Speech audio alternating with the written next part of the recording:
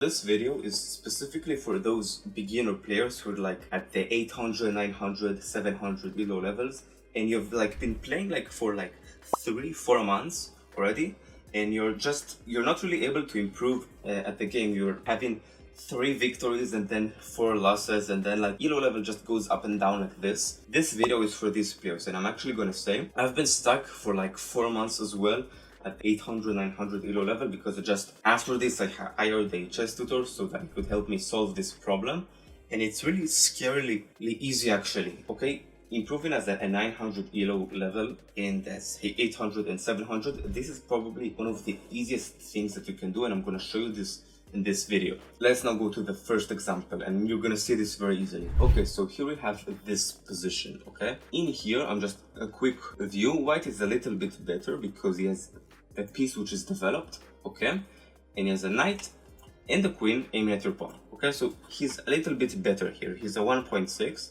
which is actually quite a lot better, but don't really put your head into this. Put your head into the message of this video that I'm going to show you right now. Okay, after this he took this pawn. Okay, it's an inaccuracy. Again, we're not going to delve into this. We're going to delve into the next move. The next move that black done, and by the way, I was black. Okay, I was black here at the 900 elo level. Okay. And I've done the next move. I've done castling. Okay, and of course, as you can see, white is completely winning at this point because, well, you can just... What I was thinking at this point, and before I show you if you still don't understand, what I was thinking is, okay, I'm gonna castle, my rook is gonna come here, and then it's gonna aim together at my enemy's queen, okay? And so I could maybe try and take here. What I didn't realize is that after castling, it can do both a discovered attack on my king via this, okay, and it's also forking my king and queen, so it's essentially winning my queen here. And I didn't realize this at this elo level. I want you really right now to stop this video and go through your analysis, okay? Just go to there, find in the games that you lose how many times blunders like this have happened. I'm pretty sure if you're gonna say that, most beginners are having at least 3 or 4 of their games like look like this. Okay, it's almost unavoidable as a beginner to blunder like this.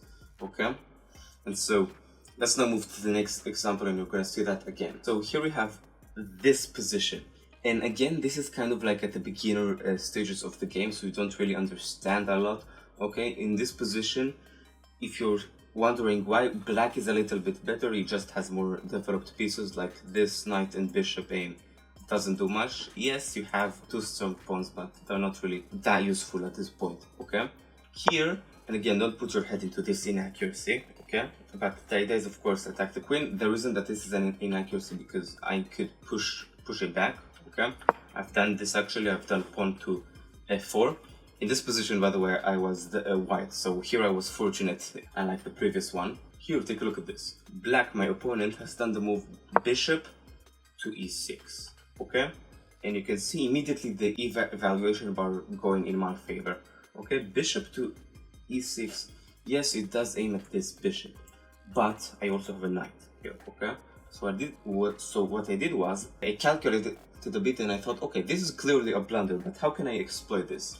Okay, and so what I've done is whoops, right, that was the end, that was the end where I won. Okay, but here after this bishop here, okay, bishop back, what I've done is I went to d5. Okay, I aimed at the 2 pieces. Okay, I forked them. Okay, because this is clearly the idea behind this. Okay, after he moves, I took the bishop. Okay, and I'm clearly now up a piece. Okay, if he takes here, I'm gonna take here, and after a check, I'm gonna also come here with my own knight. Okay, which is, by the way, what happened. Okay, so after he took, I took, his king moves back, and yeah, now I'm completely winning. Okay, but this sequence of moves, this fork, which is, by the way, extremely scary if I was black, this happened just because my opponent has just allowed the fork to happen.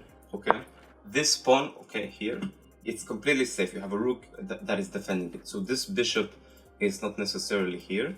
Okay, so just if you're gonna do blunder checks, okay, you will never make a move like this. This is a thing to note. And I'm gonna show you also how to not blunder like this. I think you're already starting to understand the theme of this video, which is basically do not blunder. And so I'm gonna say two things. In this position, okay, I assume my opponent have done this move because he was thinking, okay, this bishop and knight looks scary. I'm going to maybe defend from this bishop, okay, and then he had done a move like this, but he didn't notice one. My knight is actually aiming here as well, and my bishop as well, okay, and I have a pawn here, so you can fork here and there, okay. This is one thing, you need to look at the entire board. You never be extremely focused at one point at the board, because then you're gonna neglect something like this, okay. And so this is something very, very important. There is a question, okay? There's like a 4-question sort of sequence that you're gonna do in your head.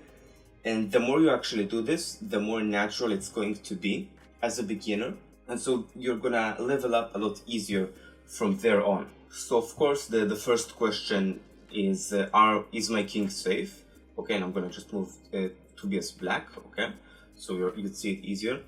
Is my king safe here? Yes, he's actually very, very safe, okay? This doesn't really do much. I have a rook here, which is making it very, very intact and nice and easy. Okay, so my king is safe. Is there anything that is under threat? Yes, this bishop is very much under threat, and it can also be captured. And now, what can be captured? In this position, me as black, I can't really capture anything at this point, okay? But this bishop is under threat. Okay, so I need to take care of that first. And then you're not going to ever do a move like bishop to e6, okay? Because then you're going to think, okay, if I do this, okay, to defend my bishop, of course, what could he do, okay? Is it safe there? No.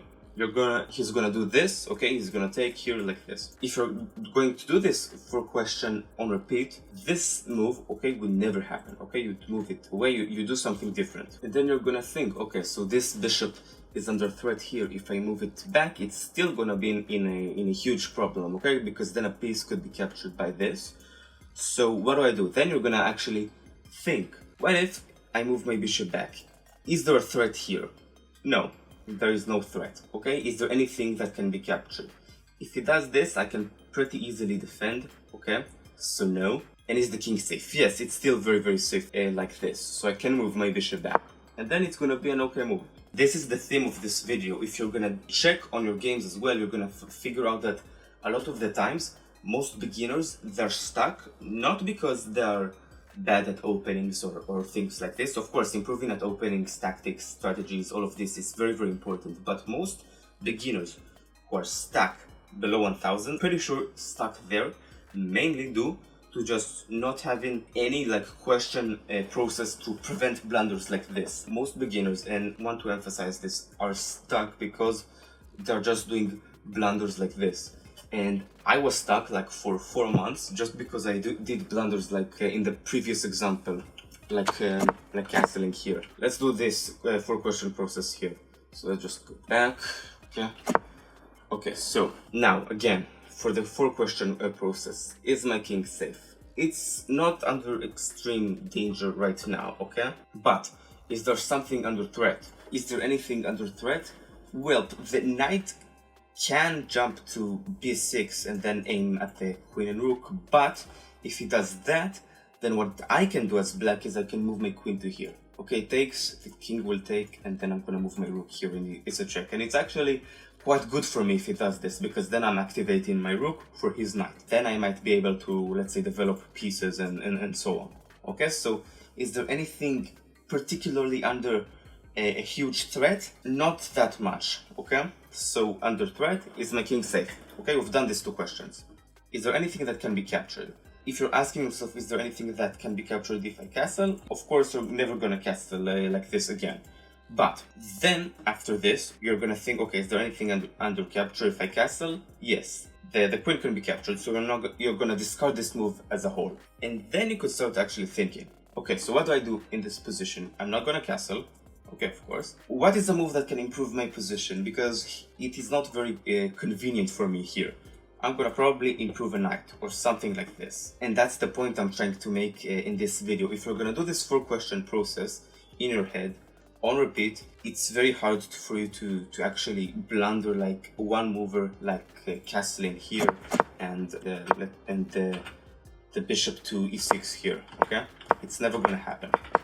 Thanks for watching. If you have any questions, leave them down below and I'll do my best to answer them as much as I can. And if you want to really improve at the game from someone who understands your problems, because I went through them as well, you can consider going down to the description and book a call to see what my coaching program has to offer. Thank you for watching. I'll see you next time. Peace.